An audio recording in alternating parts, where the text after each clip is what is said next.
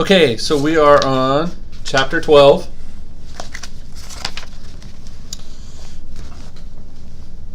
Here we go. The human touch. Ashley and her supervisor, the VP of HR, Alexa Watson, invited Tommy to the small conference room in the HR department for their meeting. Ashley thanked Tommy for coming to visit, even though it was a request from Bart, then began telling Tommy that she had already informed Miss Watson about what she'd been witnessing lately, including the uncomfortable meeting a few days back with Bart and the other senior leaders in which Tommy was sent from the room. Alexa then asked Tommy to explain what he felt why there had been a flood of resignations in the last few weeks, and even more on that day than any day before. "Alexa," he said, "how long have you known me?" Unsure where he was going, she answered, "For a few years." "Ashley, how long have you known me?"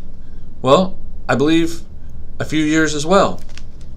"Okay, in all that time, have I been requested to visit either of you because of my performance or misconduct?" They both quickly shook their heads no and tried to assure him they were just trying to find a way to resolve the mounting issues at the company. Alexa asked Tommy if he would list 10 things he believed were important as a leader to the organization. Tommy used the dry erase board to make the following lists. Lead and foster trust. Nurture staff and develop an understanding of the human side of the workforce. Hold everyone accountable to the mission and values of the organization. Teach and mentor rather than demand. Share in success. Support individual values and growth. Make it safe to explore and fail. Support and enforce a code of conduct. Build strength through fellowship. Remember to play. Alexa and Ashley took many notes while Tommy was writing out his information on the board and providing a narrative to each point. Alexa asked him, "Do you feel we as an organization have been meeting your top 10? "We used to," Tommy answered. "Why do you feel we don't anymore?" Tommy sat there for a few moments and took a drink of his water. "I believe it began when we decided to retool our process." He was careful not to get into the blame game. There would be proper time to identify weak points and disruptive employees. The group continued discussing a number of the people who had left and were willing and looking to leave. Both Alexa and Ashley wanted to know what Tommy felt could help turn the company around. He informed them he was meeting with Bart for dinner and had a plan, but needed to discuss it with him first. With a laugh, Alexa said, "Tommy, are you sucking up to Bart for a big promotion?" He smiled and said, "An hour ago, I thought I was going to be on my way out the door. There's no kissing up here." They all agreed to meet again in a few days after Tommy had some time with Bart and was able to process the information.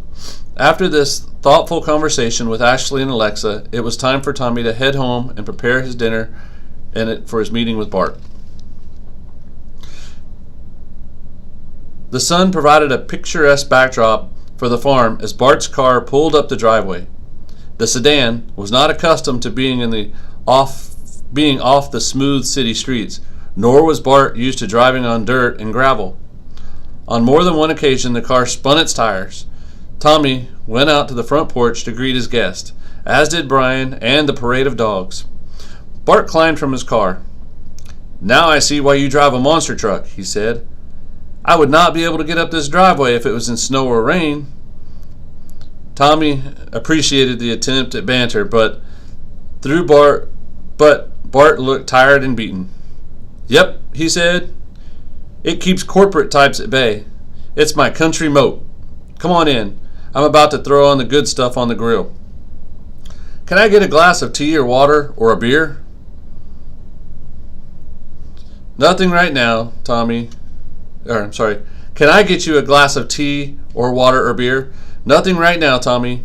You can tell me about your idea while I wait for the steaks, though," said Bart. Tommy replied, "Why don't we relax a bit until after dinner, then we'll discuss work."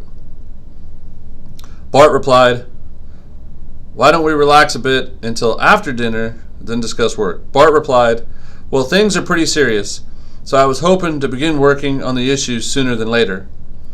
A compromise then. No work talk until we sit down for dinner.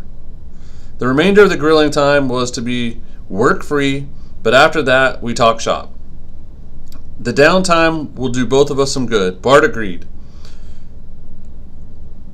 Bart agreed, and the longtime friends stocked the grill, waiting for their dinner. Tommy made small talk, trying to keep it light as they enjoyed the cool evening air and the view from the porch. Having waited patiently for the grown-ups to leave the room for him to join the conversation, Brian asked Bart if he had heard about the horse. No, I have not. Did you get a horse? Well, kinda. His name is Hank, Brian said. He lives next door, but Dad and I take care of him. Maybe you can come meet him after dinner. Bart commented on the clean smell of the countryside and the great smells coming off the grill. Brian chimed in, just don't go to the barn. It smells a lot different in there. By the time they sat down at the table with the grilled steaks sitting center, work discussion had momentarily slipped Bart's mind. When the meal was nearing completion, Bart asked Tommy about his intervention to talk. Tommy grinned and asked Brian if he could put Hank away tonight so he and Bart could talk about grown-up stuff. Sure, but it'll cost you 2 scoops tomorrow, Brian replied. Deal. And as soon as dinner was over, Tommy and Bart headed out to the porch while Brian raided the refrigerator for carrots. Tommy and his guests meandered out onto the large deck that wrapped around the house. After some further small talk, the discussion began to focus on issues back at the office. Tommy described what he had observed since Mr. Mabey had been brought on and what he had discussed with Human Resources. Bart was listening, but watching Brian work with Hank. Realizing he didn't have Bart's full attention, Tommy asked, Are you okay? Sure. I'm just amazed Brian went to feed the horse in the dark, and the horse came to meet him like it did. Has the horse always been so well trained? With that, Tommy laughed out loud till his eyes were filled with water. That horse was the bane of my existence. I fought that horse every day and night for weeks. He kicked me, stepped on me, and even took a bite out of me. I don't believe he liked me one bit in the early days. Really? You must be joking. No, Tommy replied. We even called him Dracula before we named him Hank since he bit me. How did you train him? Well, it's more like, how was I trained? Tommy replied. I don't get it. Let me explain. Tommy recounted the story of how the horse had come into their lives and that while getting to know the neighbor Vanessa better, she had led him to train the horse without his really knowing it. Bart watched and listened. Tommy was explaining how he'd put this approach to the test in his own house when Brian come flying past with the dogs on his heels. Brian, what are you doing, bud? I'm feeding the dogs, but I have to beat them to the barn. Why? That's how we do it. When you're done, come back and visit, okay? Sure, Brian replied, and off he went again. Tommy turned back to Bart and explained the 4 steps Vanessa had taught him. Announce your intentions. Let others know your goals and what you expect. Be consistent with your actions.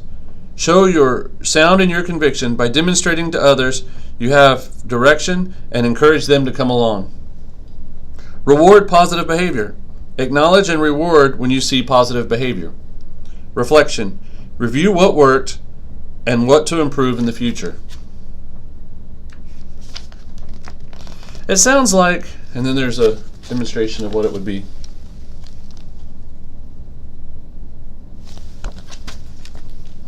It sounds like a lot of business philosophies, like Dunning, Sherwalt, or ITIL, Bart replied. Tommy nodded his head in agreement. But there's one main difference. What's that? At that moment, there was a ruckus happening on the porch, and it was headed their way. Let's ask Brian. With the grace of a scarecrow in The Wizard of Oz, the gangly boy bounded onto the scene with his pant knees much dirtier than when he had left. Hey, bud, what happened to your pants?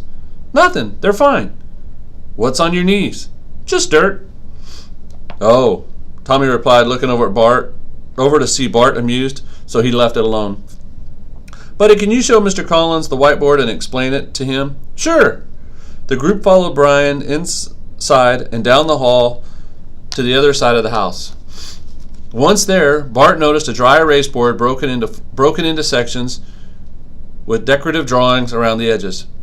Brian began explaining what Bart was looking at. This drawing is of my dogs, and this one is of Hank, and this one...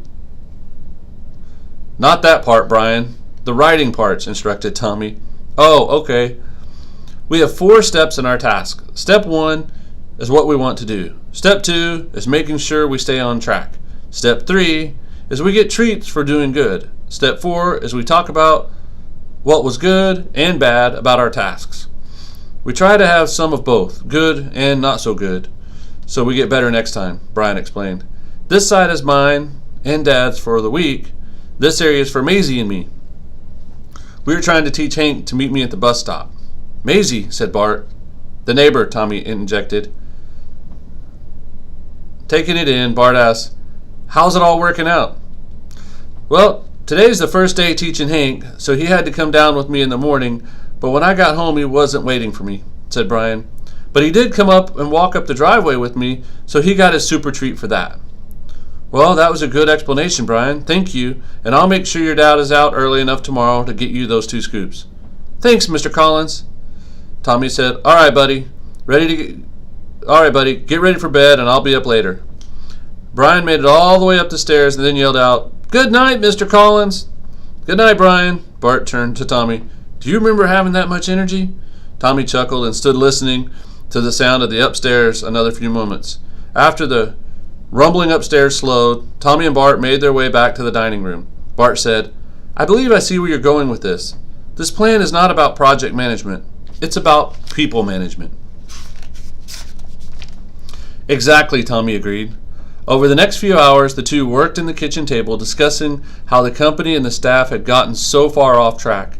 They worked the 4 steps backwards and found that a good intentions, but steps 2 consist with your actions, and 3 reward positive behavior were lacking. Can I ask you questions? Tommy asked as they worked.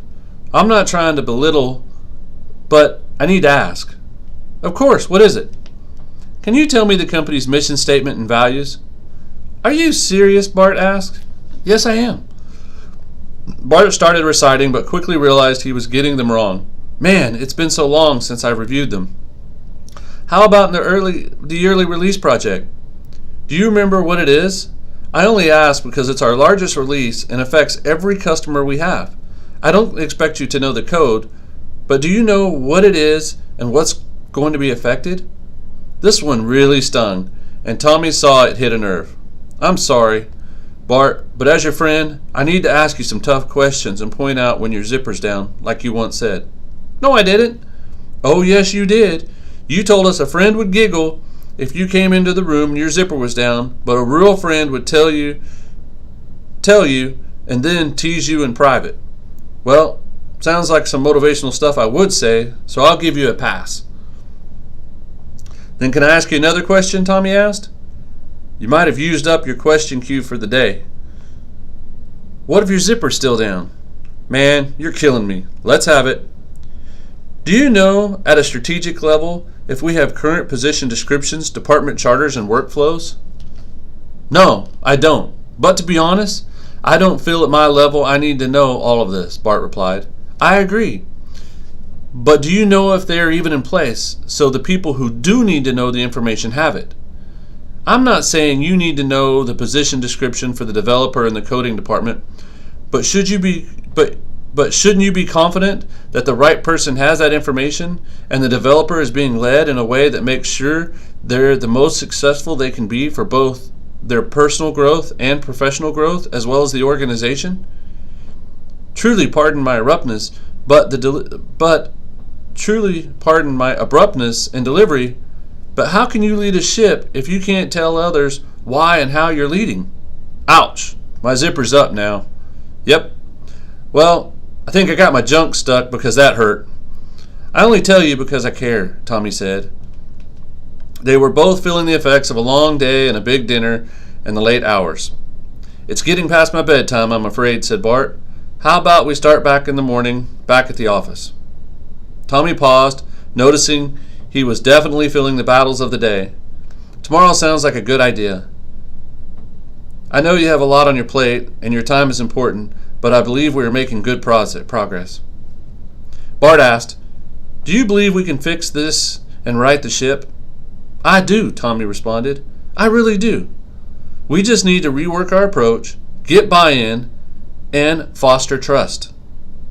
Bart thanked Tommy for the dinner and the late night of productive work, and reminded him that he'd better make time for Brian's treat.